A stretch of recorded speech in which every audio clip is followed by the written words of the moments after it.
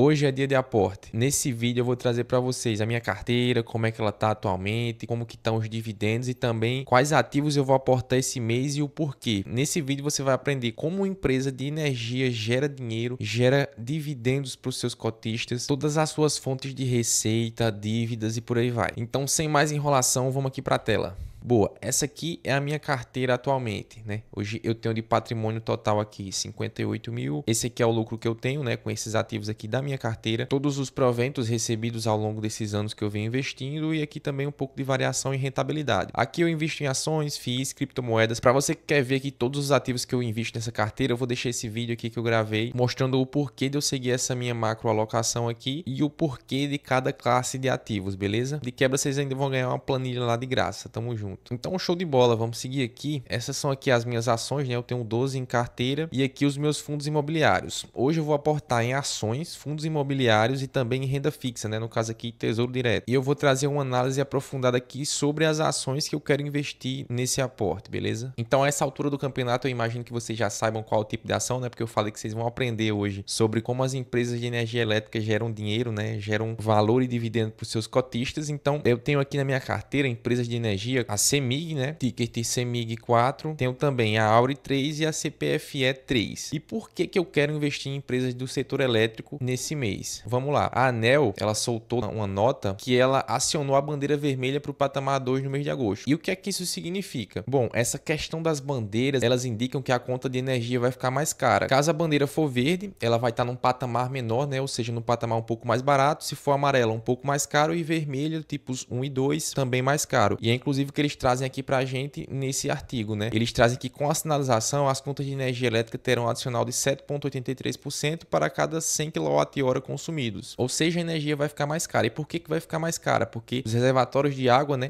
das hidrelétricas estão com níveis de água um pouco mais baixos. E eles vão lá e ligam as termoelétricas, né, para suportar a demanda de energia. E ligando as termoelétricas, o preço da energia, né, o preço para gerar energia fica um pouco mais caro. E aí a gente pode ver aqui que essa notícia ela foi soltada no dia 3 de julho, né? Que as empresas que são do setor de distribuição, como é o caso da CEMIG, CPFE, por exemplo, elas caíram bastante, né? E por quê? Vocês vão entender aí ao longo do vídeo. Mas, por exemplo, aqui, ó, desde o dia que foi soltada essa nota, né? Avisando da bandeira vermelha, a CEMIG caiu aqui 6%, a CPFE, ela caiu um pouco mais, ó, ela caiu aqui na casa de 7%. A Neoenergia, inclusive aqui do meu estado, se você não sabe onde eu moro, eu contei aqui nesse vídeo, mostrando também o meu primeiro negócio, né? Que eu tô abrindo, então, pô, é um vídeo bem bacana, eu sugiro que vocês acompanhem. Mas enfim, aqui a Neoenergia caiu aqui cerca de 4,59%, né? Então já deu para ver que após a ANEEL ter soltado essa notícia da bandeira vermelha tipo 2, as empresas que têm o setor de distribuição nas suas receitas, elas caíram bastante. Então pode ser que aqui tenha algum ou algumas oportunidades dentro dessas empresas. Então é isso que eu vou analisar hoje. Eu tenho aqui, como eu falei na minha carteira, CEMIG e CPFE, e a maior parte da receita dessas empresas, elas provém da distribuição. Elas também têm geração e transmissão de energia, mas a maior parte vem de distribuição. A Aura é um pouco mais de geração, então eu vou focar aqui em CEMIG e CPFE, beleza? Começando aqui por CPFE. E por que começar por CPFE? Porque foi a empresa que mais caiu dentre aquelas três, né, que eu mostrei de distribuição, e aí a gente vai ver o porquê disso ter acontecido, se tem algum viés, alguma coisa. Então já vou abrir aqui os relatórios, né? O relatório do primeiro trimestre de 2025, onde a CPFE traz pra gente aqui várias mensagens e várias coisas. No entanto, o que é o essencial para mim, né, que eu penso quando eu vou analisar uma empresa? A coisa que eu tenho que saber é como essa empresa ganha dinheiro, como é que ela faz para gerar dinheiro para mim, que sou cotista e por aí vai, para gerir o seu próprio negócio. Então, a CPFE traz isso aqui, né, no relatório, óbvio, mas eu vou mostrar para vocês e já vou adiantar como é que ela faz para ganhar dinheiro. A CPFE, ela trabalha com geração de energia, transmissão de energia e distribuição de energia. Esses são os três carros-chefes aqui da empresa. E aqui eu vou trazer um pouco para vocês como é que isso funciona. Eu já vou pedir aqui uma licença poética, né? Porque eu não trabalho como arquiteto, eu trabalho como engenheiro, né? Mas vamos nessa, vamos tentar rabiscar aqui e mostrar para vocês. Como eu falei, a CPFE, ela gera dinheiro de três formas, né? Três formas de receita. A primeira delas é a geração. Aqui, ó, geração. Espero que vocês estejam vendo uma turbina eólica, né? Porque afinal é isso que eu tô querendo desenhar aqui para vocês. Aqui as pazinhas, beleza? Ela gera receita através da geração de energia, né? E aí essa energia, ela vai, né, até uma linha de transmissão. E aí eu não sei se vocês já perceberam, mas por exemplo, exemplo, os geradores eólicos, sejam placas solares,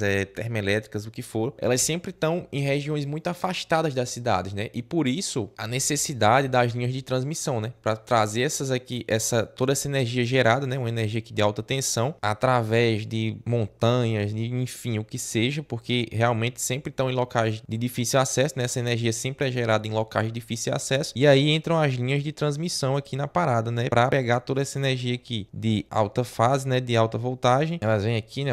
Na linha de transmissão, pega essa energia aqui da geração, e esses caras, eles são encarregados justamente para trazer elas aqui a baixa tensão, né? Para as distribuidoras de energia, né? Elas vêm aqui, chegam na cidade, aqui numa subestação de energia, né? Isso aqui vamos dizer que é uma subestação, beleza? E aí agora entra a parte da distribuição de energia. A empresa de distribuição, né? Nesse caso aqui a CPFE, como eu falei, tem os 3 braços, né? Ela vai entrar aqui, né? E levar essa energia através dos postinhos, digamos assim, de energia, né? E que muito bem representados, inclusive, e vai trazer isso lá para casa, né? Dos consumidores, do consumidor final. Então essa energia que foi gerada bem aqui nas turbinas eólicas, enfim, termoelétricas, o que for, ela é gerada nas regiões distantes, transmitidas aqui através das linhas de transmissão, depois vão para a distribuição e no final chegam aqui na nossa casa, né?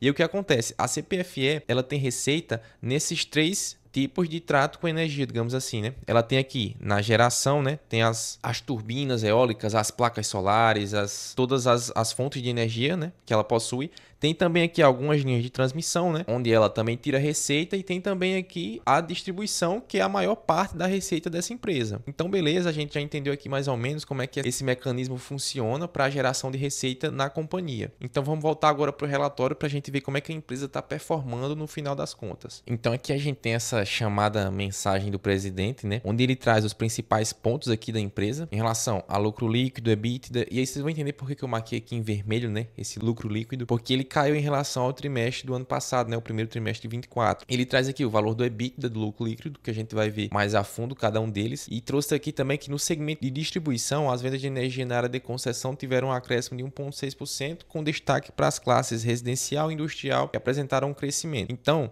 essas áreas, né, residencial e industrial, apresentaram um crescimento na parte da distribuição. No entanto, outras também apresentaram decrementos. A gente vai ver tudo isso certinho ali nas próximas páginas, beleza? Ele traz também aqui algumas informações sobre o setor de geração de energia, né? A energia eólica gerada teve uma alta de 5% em comparação a 2024, e também traz aqui o CAPEX, né? Ou seja, o investimento que a empresa está fazendo nela mesma para aumentar a sua operação. Com relação ao CAPEX, nesse trimestre realizamos um investimento no total de 1,2 bilhão, uma alta de 13,2%, onde aproximadamente 82% desse montante foi destinado à distribuição, que é o maior braço de receita da companhia, né? E no ano eles pretendem fazer aí um CAPEX de 6,5 bilhões, ou seja, até agora foi investido 1,2 e até o final do ano eles querem ter investido aí 6,5 bilhões, o que mostra que a empresa está realmente investindo muito nela mesma, muito no negócio, e até por isso vocês vão ver que o lucro líquido diminui um pouco, né? Porque como existe aí a alavancagem, né, desse CAPEX, ou seja, a empresa está tomando mais dívidas para reinvestir no seu negócio, o lucro líquido lá no final das contas vai baixar um pouquinho, né? Então, beleza, ele traz também que aqui a gente tem uma posição de caixa, né? A empresa tem uma posição de caixa de 4,1 bilhões e um índice de cobertura de caixa de 0,97 vezes a amortização de curto prazo. A gente também vai ver isso aqui um pouco mais adiante, mas, ou seja, essas amortizações de curto prazo, que são as amortizações desse ano, a empresa tem caixa suficiente para pagar todas essas dívidas, então sem problemas aqui. A dívida líquida da CPFE Energia alcançou 2,04 vezes o EBITDA, ou seja, tem ali uma dívida líquida sobre EBITDA de mais ou menos 2. A gente considera que até 3 é aceitável, e ainda mais para uma empresa de energia que costuma ser bem mais alavancada que isso, eu acredito que a CPFL está com uma dívida líquida sobre EBITDA um pouco que controlada, né? Na verdade, bem ok. Apesar dela ter a atuação mais forte ali no setor de distribuição, né? Que é um setor onde tem um pouco mais de inadimplência, um setor talvez um pouco mais arriscado, mas a dívida líquida aqui também está bem controlada. Em questão de dividendos, ele traz para a gente aqui também que em 26 de abril de 25 foi aprovada a distribuição, né? A destinação do lucro líquido de 2024, considerando o pagamento de dividendos no valor de 3,22 bilhões, né? 2,79 por ação. E esse pagamento vai ser efetuado aí até o dia 31 de dezembro. A companhia segue com sua estratégia estratégia balanceando crescimento e pagamento de dividendos, né? Ou seja, CAPEX ali e também pagamento de dividendos. Então vamos aqui um pouco mais para as outras informações, né? Aqui eles trazem como destaque a carga na área de concessão, que aumentou um pouco mais, a inadimplência da distribuição diminuiu 31,1%, né? O índice de PDD, que é o índice de provisão para devedores duvidosos, né? A gente vê isso também em bancos, por exemplo, onde aqui a empresa ela tá já se adiantando para uma possível inadimplência, né? Ou seja, ela já deixa ali um pedaço do caixa separado para essa parte. Então, se eu tenho muita parte do caixa separada para essa parte, a empresa vai ter menos dinheiro para reinvestir nela mesma ou até mesmo para remunerar os cotistas, certo? Então, quanto menor esse índice, melhor. E também já mostra que a empresa espera uma inadimplência menor para um futuro próximo, né? Ou seja, a inadimplência vai cair ainda mais. Diminuir esse índice aqui, né, da porcentagem que ela tem em caixa para inadimplência em 31,1%. Isso aqui é ótimo, né? Porque mostra que a empresa está aí pensando em um cenário onde a inadimplência vai baixar. E aí eles trazem também aqui o EBITDA, né, que caiu 0,4% e também o lucro líquido que caiu 8% nesse período. A dívida líquida aqui, né? Dívida líquida, já nesse caso, de 26,5 bilhões, que equivale a 2,4 vezes aqui o EBITDA da companhia. Ou seja, em 2,04 anos, o EBITDA dessa empresa pagaria essa dívida, né? E tem também aqui o CAPEX, né, que aumentou 13,2%, né? A gente vê que a empresa está realmente reinvestindo nela mesma. E aqui embaixo também alguns outros pontos e certificados, títulos que a empresa ganhou. Partindo aqui já para a parte de performance econômica, né, da empresa, de desempenho econômico financeiro aqui, a gente vê mais uma vez o lucro líquido que caiu 8% e vê aqui também as receitas, né? Receita operacional bruta, receita operacional líquida, custo com energia elétrica, né? O PMSO, que seriam aí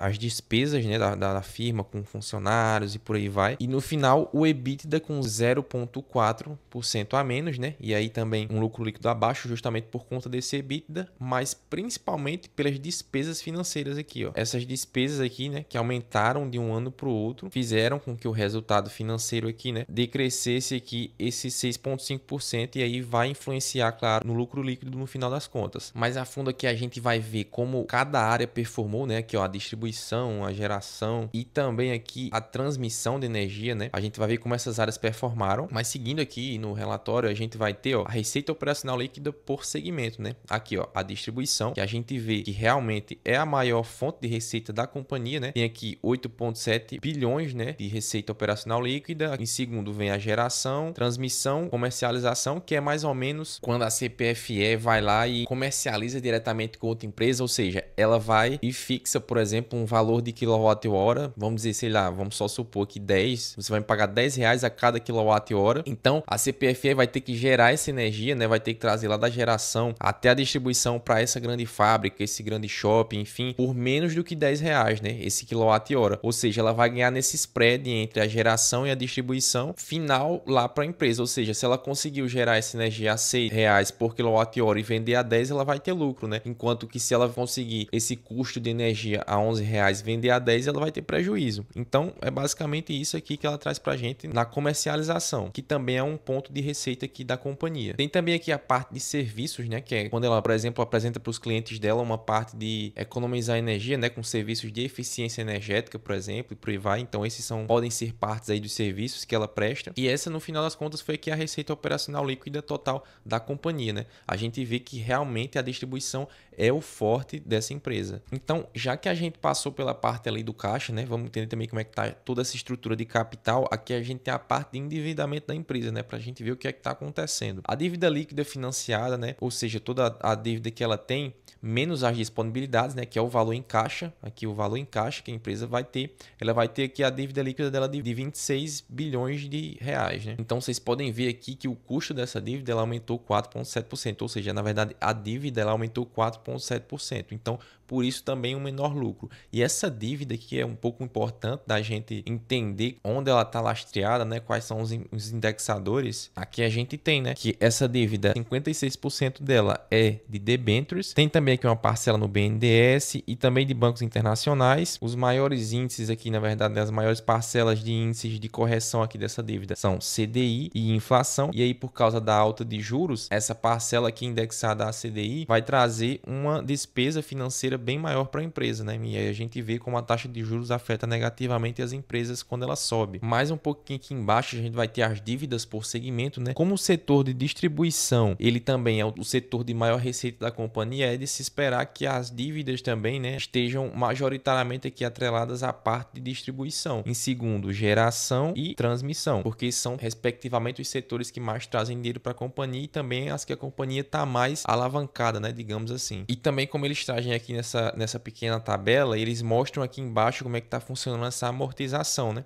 Esse aqui é o caixa que a empresa tem, né? Ou seja, o dinheiro que ela tem reservado na caixinha do Nubank dela, né? E aqui são as dívidas para 2025, né? 2,6 em dívidas para ela ter que pagar já agora. Então a empresa tem um caixa bem considerável e dá para pagar todas essas despesas desse ano sem grandes dificuldades, né? Vai sobrar aqui ainda mais de 1 bi, né, de reais aqui no final das contas para esse ano em relação aqui a esse caixa que ela tem. E isso aqui, claro, é o caixa só do primeiro trimestre. Então a gente já vê aqui também que a dívida não tá lá essas coisas que a empresa não consiga pagar ao longo desse ano. A gente já vê que todo o caixa está bem sólido, né? A parte de caixa em relação às despesas desse ano de 2025. Então, essa parte de endividamento que é importantíssima, a gente já vê que não está tão agravante assim. Então, como a gente também já vê que a parte de endividamento, eles trazem também a parte de investimento. E mais uma vez aqui, né, segue aquela regrinha. Como distribuição, ela tem a maior parte da receita, a maior parte da alavancagem, está aqui também a maior parte nos investimentos. Só que dessa vez aqui em segundo vem a transmissão, né? Para as linhas de transmissão, para a construção das linhas de transmissão e manutenção, enfim. E em terceiro, a geração de energia. A gente vê até que, inclusive, né, que na parte de geração ela caiu 10%, né? Esse CAPEX aqui da empresa para essa área em relação ao primeiro trimestre aqui de 2024. Enquanto que as outras aqui, transmissão, por exemplo, aumentou 68% e distribuição 10% de CAPEX, né? Ou seja, a empresa está investindo agora um pouco mais nessas duas fontes de receita, enquanto vem tirando um pouco aqui a mão em geração de energia. E aí o investimento total aqui até no primeiro trimestre, né, até agora no primeiro trimestre de 25 é de 1,2 bi. E aí a gente viu lá em cima que, se eu não me engano, são 6 bi que o presidente espera investir até o final do ano, né? 6,4 bi que ele pretende investir. E aqui a gente também tem nos próximos anos quanto que a empresa quer investir ainda, né, em CAPEX aqui em 26, aqui em 27, 28 e 29. A gente pode ver que realmente a empresa tem uma base de investimentos muito sólida nela mesma, trazendo aqui um total estimado de 29 bi de investimento aqui até 2029, né? Trazendo aqui em transmissão, comercialização,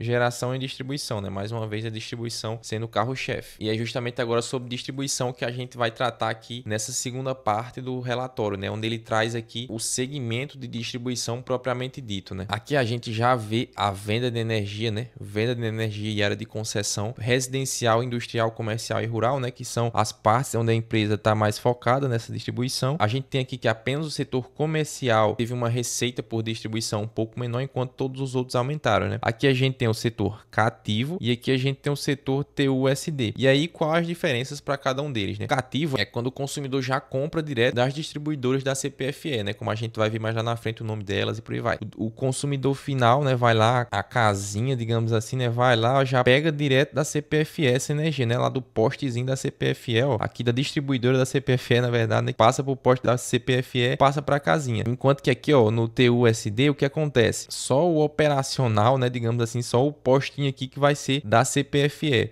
O consumidor, nesse caso, que sejam empresas, geralmente são empresas um pouco maiores, né? Elas fazem o seguinte, elas podem comprar de outra distribuidora, no entanto, eles vão usar a mão de obra, digamos assim, da CPFL. Ou seja, dessa vez a distribuidora não vai ser, eu vou apagar aqui, ó, não vai ser a distribuidora, né? Não vai ser a subestação lá da CPFE. Vai ser agora, por exemplo, de outra empresa, né? Do empresa A ou empresa B, que vai transmitir aqui e por sua vez vai vir para casa. No entanto, ela vai usar aqui da estrutura, né? Da infraestrutura da CPFE. E aí eles trazem essa energia, né? E levam para as casas. Mas ele vai ter que usar toda a infraestrutura da CPFE e vai ter de pagar por isso, né? O consumidor vai ter de pagar por isso. Então, boa, apagando aqui, ó, a gente vai ver que no setor industrial caiu um pouco, aqui comercial também caiu um pouco, enquanto que aqui no tipo TUSD a gente tem um ganho, né, um aumento basicamente em todas essas áreas. Ok, beleza, aqui a gente viu mais ou menos como é que essas receitas são geradas, né?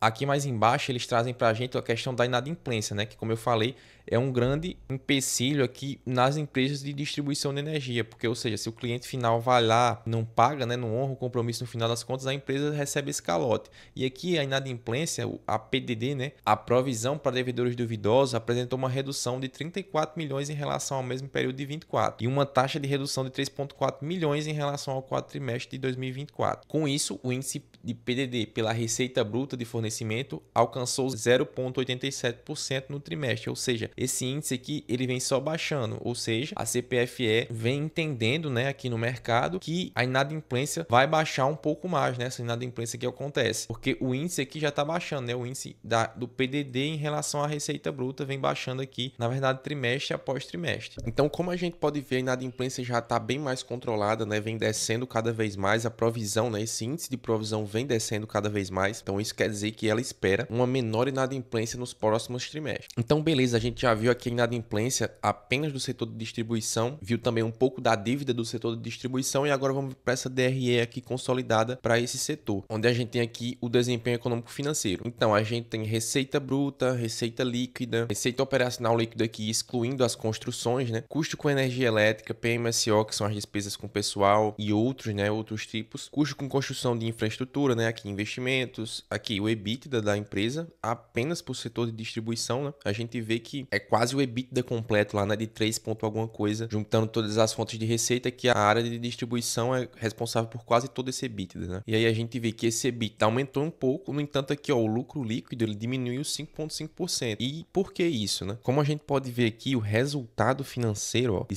menos 631 milhões, ele aumentou em 6,5%, né? Ou seja, ele diminuiu 6,5% na verdade, porque no trimestre anterior, essa foi o valor do resultado financeiro, né? E agora veio menor ainda. E isso por conta do quê? Por conta das dívidas e do CAPEX aqui da empresa para a área de distribuição. E aí a empresa traz ainda para a gente de forma mais concisa o porquê desse lucro líquido diminuído aqui embaixo. Ela fala que a redução do lucro líquido ocorreu devido às maiores despesas financeiras, né? Ou seja, aqui o CAPEX e uma maior alíquota efetiva de 33%, né? Ao invés de 29,4% que aconteceu no primeiro trimestre do ano passado. Ou seja, as despesas com CAPEX e a alíquota efetiva de imposto de renda, né? A empresa passou a pagar mais imposto de renda. Esses foram os fatores primordiais para o lucro líquido aqui na questão de distribuição diminuírem nesse trimestre. Então, agora partindo para a parte de geração da companhia, né? A gente tem aqui o segmento de geração. A gente pode ver que a eólica representa o maior, na verdade, o segundo maior, né, potencial de geração de energia, que a gente vê até que, inclusive, como foi citado lá no início, aumentou em 5%. No entanto, aqui, ó, PCH e UHE. PCH, eles são usinas hidrelétricas menor porte, enquanto o UHE são usinas hidroelétricas. A gente vê que elas também são responsáveis por uma grande parte da geração aqui da CPFL. E, no entanto, essas partes, elas diminuíram muito. Aqui, por exemplo, o UHE em 51,2%. E isso pode se dever, por exemplo, pelo caso dos reservatórios estarem com nível um pouco mais abaixo do habitual. E aqui, biomassa e solar, eles apresentaram também um desempenho bem abaixo, né? Eles têm pouco potencial de geração. Mas por que isso? Eles explicam aqui embaixo, inclusive, que a receita operacional líquida desses caras caíram por conta do desempenho das usinas eólicas no trimestre e pelo encerramento dos contratos das usinas de biomassa. Ou seja, aqui, ó, em biomassa, a gente pode ver que houve uma diminuição de 85%, que os contratos, né, as empresas que pegavam essa energia que a CPFL gera através de biomassa, esses contratos, né, eles venceram. E aí a geração por biomassa ficou bem abaixo do habitual aqui nessa área. Mais uma vez a empresa traz pra gente desempenho econômico financeiro consolidado apenas da parte de geração de energia, né? A gente vê aqui que ela é responsável por mais ou menos ali uns 20% do lucro líquido da companhia, enquanto que a gente viu também que a parte de distribuição ela é responsável ali por mais de 60%, né? Mais de 65% do lucro líquido da companhia. A parte de geração aqui vem em segundo lugar. Por último, também as partes de... A gente vê também, né, que esse lucro líquido ele caiu 15% em relação ao trimestre anterior, né? Em relação ao ano anterior. Então, boa aqui também na parte de geração de energia. A gente já viu o que a empresa traz pra gente. Na parte de transmissão, eles trazem aqui as maiores linhas, né? As maiores concessões, contrato de concessões de transmissão de energia. A gente tem aqui que a concessão que vai expirar, né, que vai vencer, entre aspas, mais próxima, são essas aqui, ó, em 2032 e aqui também em 18 de dezembro de 2032. Ou seja, a gente não tem que se preocupar logo agora com concessões a vencer, né? A gente ainda tem um bom espaço de tempo até que elas vençam e aí a CPFL vá a leilão, pegue mais novas, né? Aqui ele fala sobre o desempenho operacional da companhia, alguns temas regulatórios, mas a gente quer ver aqui também aquela DRE consolidada para esse cara. Então, boa.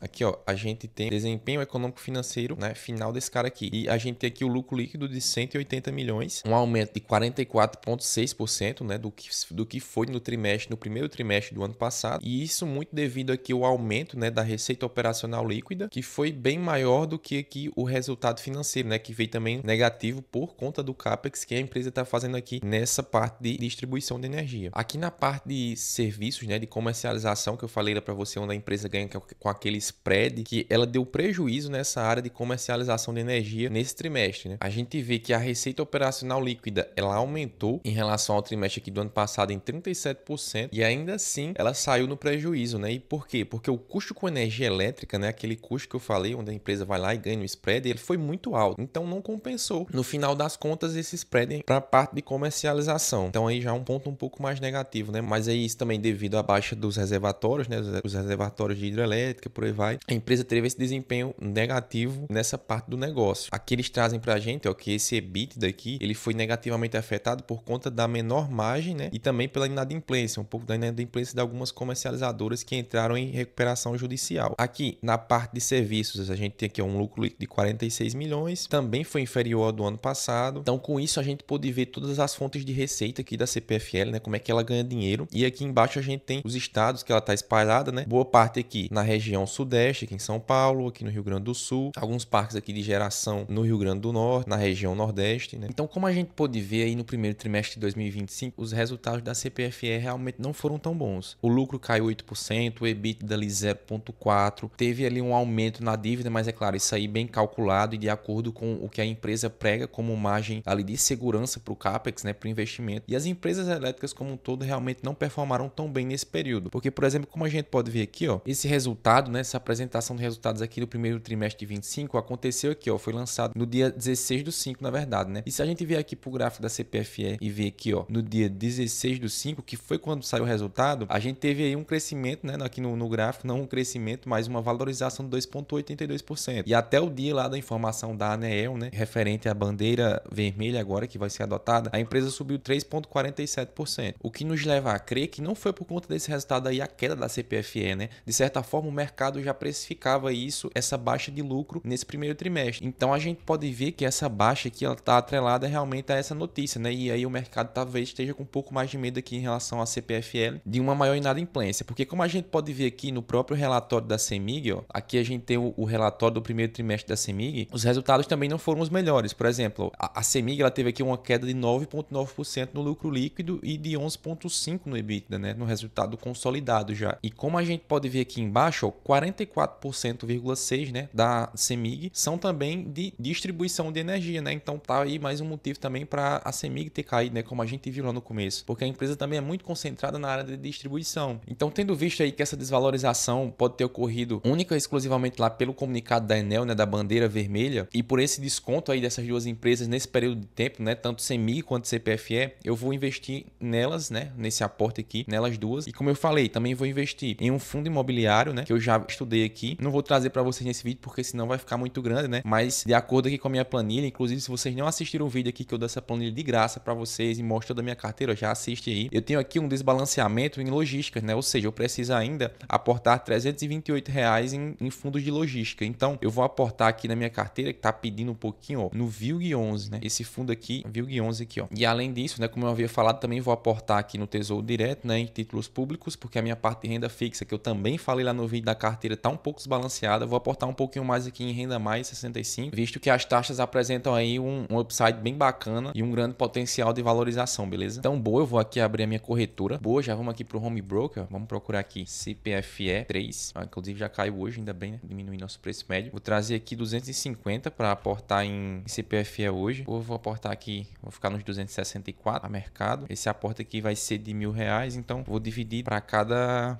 um desses ativos. Show, as ordens já foram executadas. Agora CEMIG 4. Boa, CEMIG também tá caindo hoje. Boa, CEMIG a mercado. Agora o VILG 11, né? Fundo imobiliário de logística. Inclusive, se você quiser saber os aspectos mais importantes para investir em fundos de papel, é só assistir esse vídeo que tá aparecendo na tela. Ok, vamos comprar aqui 3 cotinhas. Boa, foram Boa, foi um total aqui de 251 executados, então vou ficar 249 para renda mais. Esse aqui a gente vai para a aba aqui de tesouro direto, né? Que se você for para aquela outra aba, a XP e a Rico vão pegar uma comissão de você, né? Bem generosa. Então vamos procurar aqui, ó, renda mais 65. A taxa ó, tá em IPCA mais 6,98. Então vamos aqui, ó, investir, boa. Ó, vou querer ó, R$ 249.